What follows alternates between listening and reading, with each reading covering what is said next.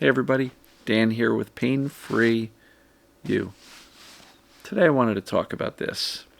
The difference between thoughts, thinking, and beliefs. So we'll get to that in a minute. Let your shoulders drop. Relax your body. Allow your breathing to take whatever pace feels natural. And in a relaxed body, the pace should be slower.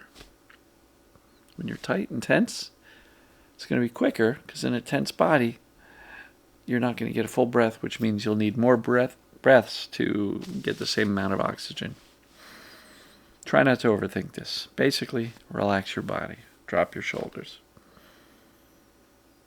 The breathing will take care of itself. So, the difference between thoughts, thinking, and beliefs. Thoughts. They're automatic. They just happen. A lot of people say, how do I stop my thoughts? How do I stop my thoughts? How do I stop my thoughts? You can't. Don't try. They're just going to pop out. Flitter on by. Thinking is when we intentionally create thoughts based on analysis, fear, worry, problem solving. Thinking is kind of a proactive, I'm going to create some thoughts. But regular thoughts are they just flitter on by. Thoughts happen all day. Thinking happens a little bit more actively. And beliefs, we'll get to that, towards the end here.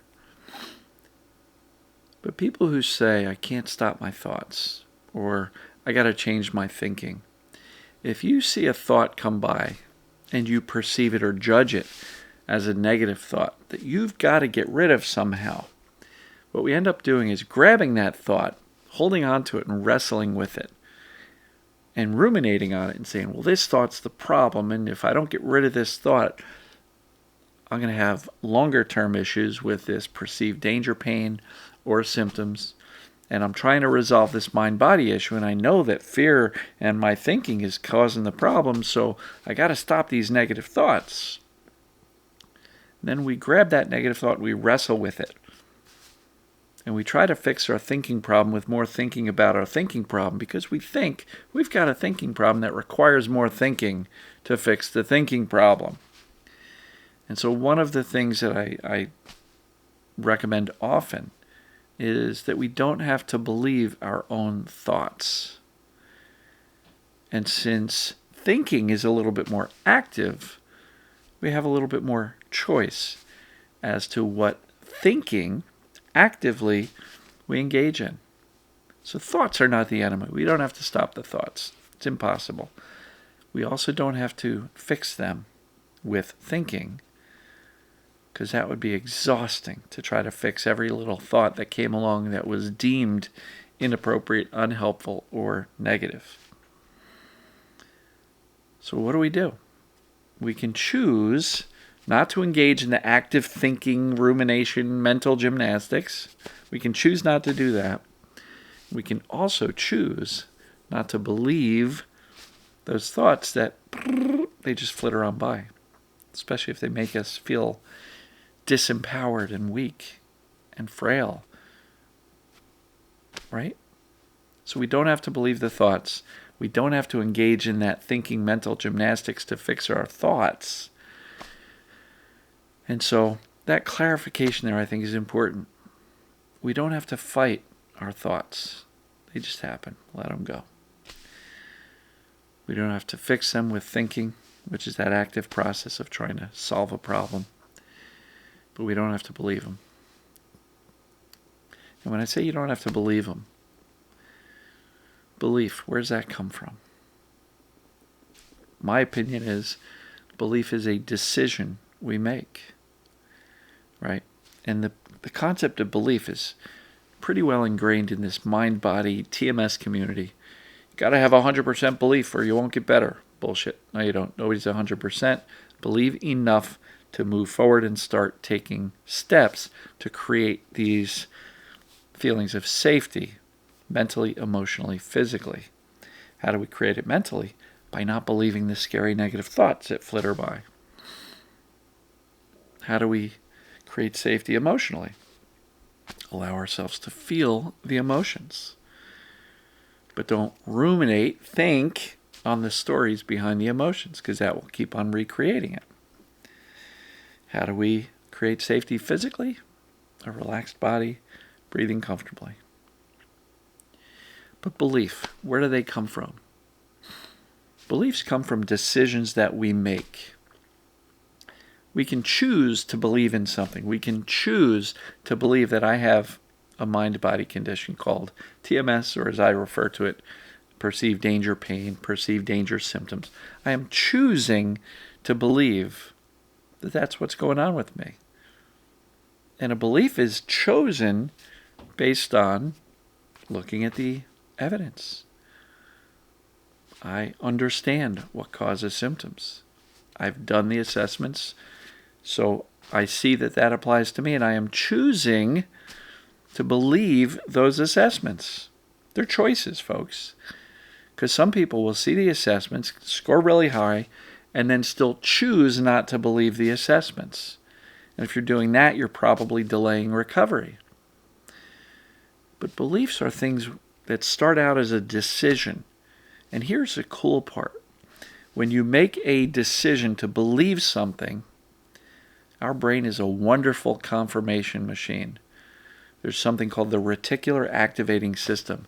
And when we believe something, the brain's job and its automatic go-to is to search all over for evidence that the thing you believe is true. So by doing your research and the assessments and making a decision to believe that you're dealing with a mind-body condition, not a body-body problem, you are setting your brain on task to look for evidence of that truth. And so if you can allow the thought that goes, what if it's not that? You can go, done my homework. I'm choosing to believe this. Your brain will start to look for evidence, and over time it will find more and more and more evidence of that fact. So, beliefs. We can choose our beliefs. We really can. But Dan, I can't believe it. The symptoms are too strong. I understand it. Do the analysis. What causes symptoms? Does it apply to me? And I am choosing to believe that I'm capable of implementing these concepts. Because if other people can do it, surely I can do it. They're a human being, and I'm a human being.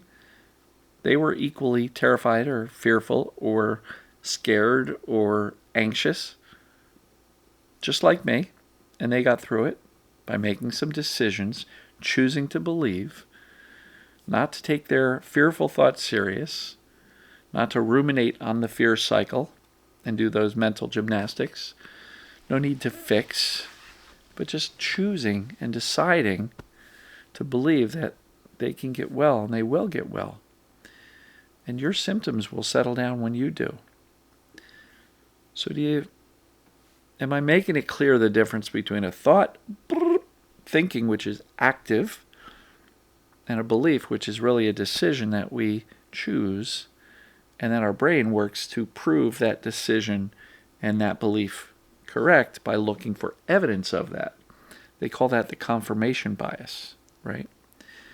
So I just really wanted to explain some of those things because I talk about thoughts and thinking and beliefs all the time, and I thought it was important to dissect this a little bit and kind of define at least my take on some of this stuff. And, I'd like to hear in the comments whether or not you agree on the delineation between thoughts, thinking, and beliefs. But just know that if you struggle to believe something, you can choose it.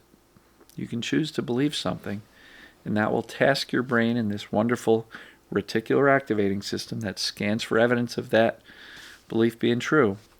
You can choose that and put that reticular activating system to work for you. Because if you believe that you won't get better, that reticular activating system, the very same one, is going to go to work looking for evidence that you cannot. So be careful of the language and the words you use. If you're saying, I can't do this, I don't believe I can do this, I can't do it, it's not going to happen for me, I can't do it, this is what I don't believe that I can do it. Your brain's going to look to prove that. Oh, you see? You woke up today with your pain. See, I told you couldn't do it. You got to choose your belief. Make a decision to choose something that supports you, lifts you up, leads you down the path towards what you want. Because by default, if you believe that it's not going to work, your brain will seek to prove that true as well. And if that concept is scary to you, because you struggle with the belief and struggle with this decision that you can do this, I'm not trying to scare you. I'm trying to encourage you and possibly motivate you a little bit to see how this system called the human body, the brain, thoughts, thinking, and beliefs work. And based on that, make some decisions that move you forward towards what you want, as opposed to, by default, letting fear drag you towards a place you don't want to be, or keep you in a place you don't want to be. So I hope this makes sense. I'm going to wrap it up here. Hope everybody's doing great. I'll have another success story for you tomorrow. And had a few of them last week, so they're posting. And I think I have another one scheduled to record on Thursday. Maybe one or two. So keep them coming, folks. If you have a success and you'd like to share it in an interview style like I do all the time, reach out to me. talkwithdan.com. You can get on my schedule, share your story, and we can help inspire people around the world. So, love you. And as always, we'll see you tomorrow. Take care.